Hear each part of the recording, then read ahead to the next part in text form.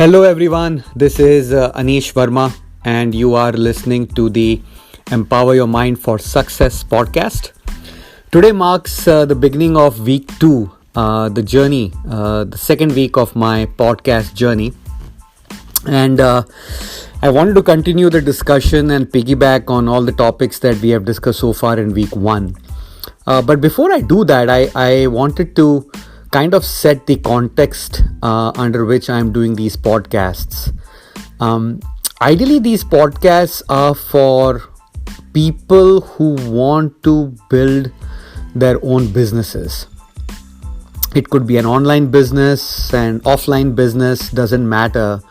But ideally for the people who are currently employees, want to do something spare time, part-time, want to build additional cash flow sources for themselves, to build some cushion, start working on your financial freedom. This podcast is basically for entrepreneurs, or at least that is the filter I'm using when I talk about the topics. But anyone can take advantage or get benefit out of these podcasts. So they are not strictly, geared towards entrepreneurs or wantrepreneurs.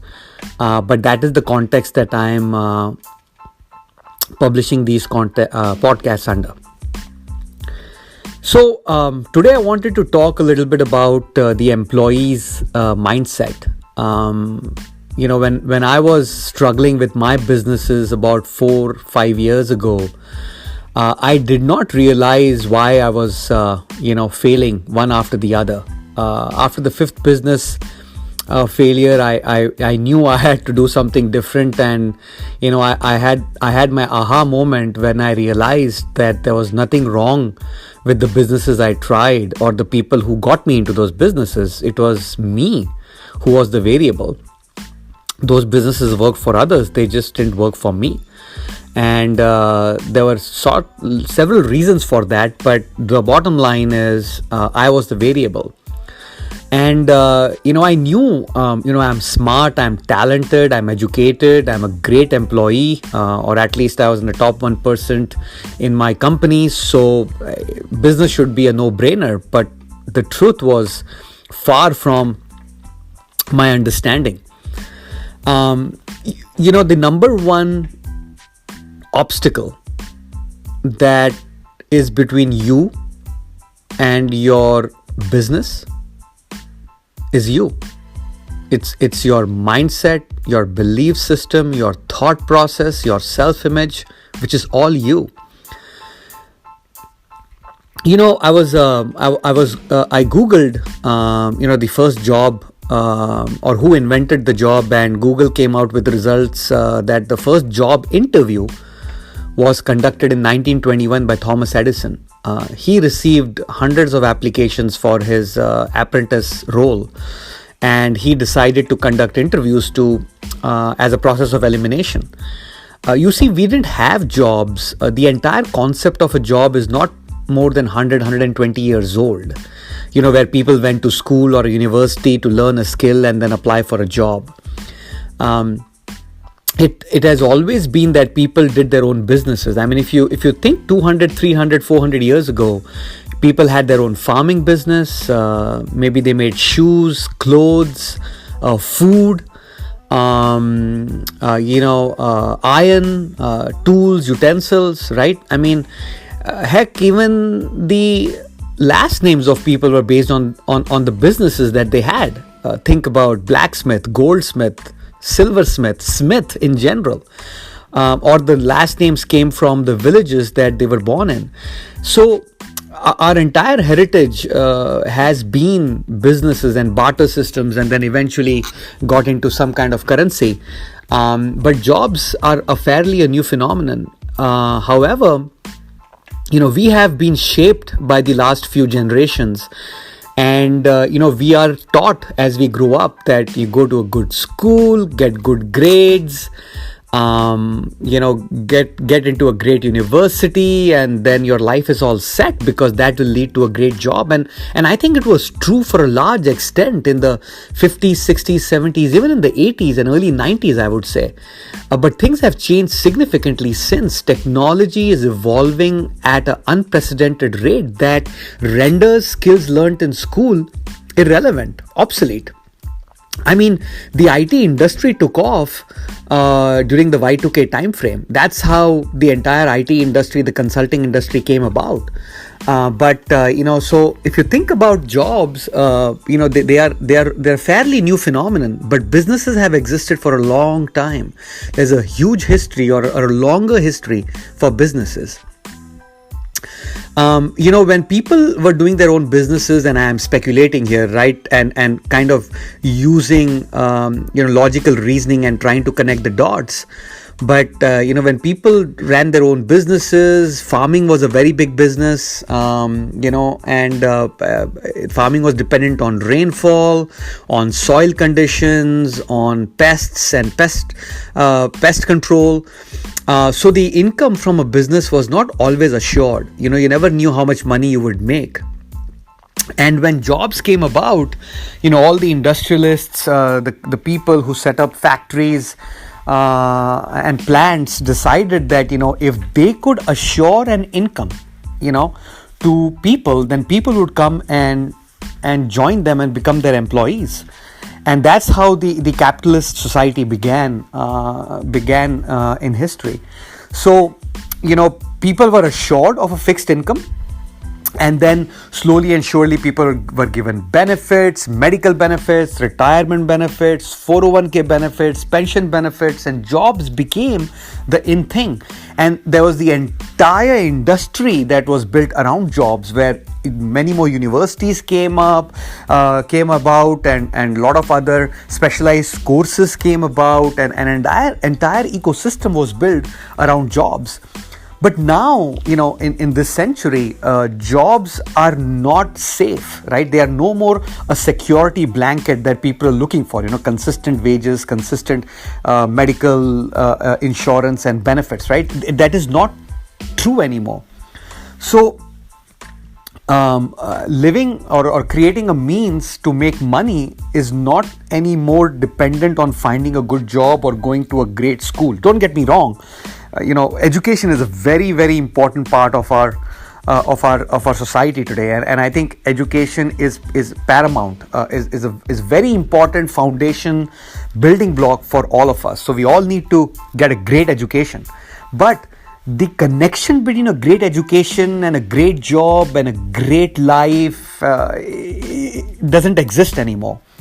And I think that is where I want my listeners to know how I connected the dots, right? So after my fifth business attempt had bombed, when I was trying to connect the dots, I realized that whatever I am thinking or whatever logical reasoning I'm using to make decisions was fed to me when I was growing up, and my belief systems were formed then. And I knew nothing better than getting a great job. I mean, that is why I came to the US from India in the late 90s for a great education, and then getting a great job, which I did. I did get a great job. I did fantastic in my job. But you see, working for someone or working in a job does not assure anymore, creation of wealth. And only wealth creation can lead to financial independence or creating multiple cash flow sources, right? So we all need to really think hard, what is stopping us today to go out there and do more, to make more money, so that we are not anymore dependent on economical crises or health crises like we are in today in the quarantine days, where we are all quarantined for the last 2.5-3 months, where a lot of people have lost jobs and sources of livelihood. A lot of people are dependent on the government funds. We need to think about is this what we want for ourselves and for our future generation? Isn't now the right time to step back, evaluate and rethink about our strategies of what we want to do, how we want to move forward? What do we want to teach our kids? How do we want to teach them to be self-reliant and try to protect their livelihood or their lifestyle from any external dependencies? Now, we cannot completely get disconnected. There will be dependencies, but if we can have multiple sources of income, hopefully that will reduce the dependency. Now, when I talk to people about multiple sources of income, they think, oh yeah, Anish, we are already doing that. We are investing in stocks, we are investing in 401k, we are investing in real estate. And most of the people, like me who are doing jobs, we have not saved millions of dollars to become investors, right? So yes, we are investing in stocks and real estate, but that is not generating positive cash flow for us that can replace the income we are making from our jobs. So you need to understand, I'm not talking about sources of income that are net negative cash flow. What I'm saying is, you need to think of businesses that will help you generate positive cash flow, which means that if you are spending $1, you're getting a $2 to $3 to $10 back for every dollar you invest right now, today. Not like I'm investing in stocks and 10 years later I'm going to encash it, right? And I know there are a lot of people who are making a killing in stocks, and that is great. So stock as a business is great. If you're making net positive cash flow out of your stock investments, keep doing that. It's a great business to be in. But my point is, you need to start thinking of net positive cash flow income sources, right? Today, the American dream has been for quite a long time, a great house, a couple of great cars, kids being sent to private school or great universities, right? And if you think about it, right, the most of us are in debt because of the lifestyle that we are pursuing, right? We take loans for cars, we take loans for our houses, we spend the next 30, 40, 50 years paying off that mortgage that we took for the house, and hence we are tied to our jobs, right? So it's a it's a vicious cycle, or a circle, I should say, right? So need to step back, need to rethink what we are doing. And I think there is no better time than today to start investing in your own business. And guys, business does not generate instant income in most of the cases, right? Business is like farming. You do not reap the day you sow the seed. It takes time for the seed to become a sapling, to become a plant, to become a fruit-bearing tree or a crop. There is a law of nature, law of universe that is applied in farming. The same thing applies in business. The same thing applies in your education. If you wanted to be a doctor, you did not become a doctor in 5th grade. You had to go through elementary school, middle school, high school, go to a college, do pre-med, then med. It took you a long time to become a doctor or an engineer or a lawyer. The same thing happens in a business, especially for people who have been an employee for a long time. It takes time to unlearn what we have learned as an employee, because most of the employee thought process does not work in a business. The mindset needed for your business, for any business, is very different than the employee mindset. So if you are thinking that you will invest a few $1,000s in your business and make money right away, likely the probability is very high that will not happen. So don't let your employee mindset come in between you and your financial freedom. If you want to set up a business, learn from people who have set up businesses, who are successful. Go to them and learn from them of how to run a business. Just try to think of what you did with your job. Companies don't hire people from universities because they know everything. Companies hire kids from universities for the potential that they demonstrate during interviews. So they hire them and then they train them, and then they keep on training them year over year to ensure that employee can perform for the company, right? They keep on investing in the employee. The same thing you have to do in your business. You have to find your mentor, your who will invest their time in you so that you can perform and do better in a business. See, you have to learn how to do a business. And when I connected the dots for myself, I knew my employee mindset came in between me being successful in businesses, right?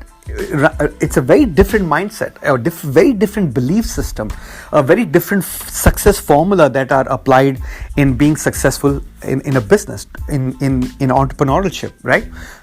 Entrepreneurship. So you have to think about that. So please step back.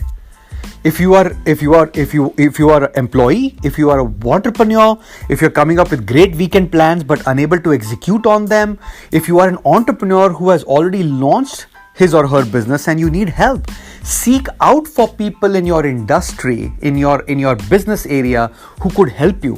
There are many people who are willing to help, and even if they charge you for their help, that's okay. You paid your school, your university to get educated, right? You are paying your employees as well with your time, not with money. You are paying your employees with your time so that they can invest in you, right? There is a trade, there is an exchange of money for money or time for money or money for time, right? So even in businesses, if someone is willing to help you and they're charging you, the better. If the person says, look, I will invest my time in you, but I will seek a percentage of your profits, even better, because then that mentor is personally motivated and invested in your financial success, because when you are successful, your mentor will be successful, right? There are many businesses out there that you can take over, right? You don't have to think of a tech startup. You don't have to think always of a franchisee or of real estate or stock. People are making a lot of money online these days, and there are several business models out there. Find out what your strengths are, find out what your challenges are, what your shortcomings are, and try to align your strengths with the business that you choose. If you need help with any of these, please leave me a voice message or please reach out to me by email at anish@empowermindset.coach, and I would love to help you. All right. I truly believe that you have unlimited potential. Own it. Until next time, take care.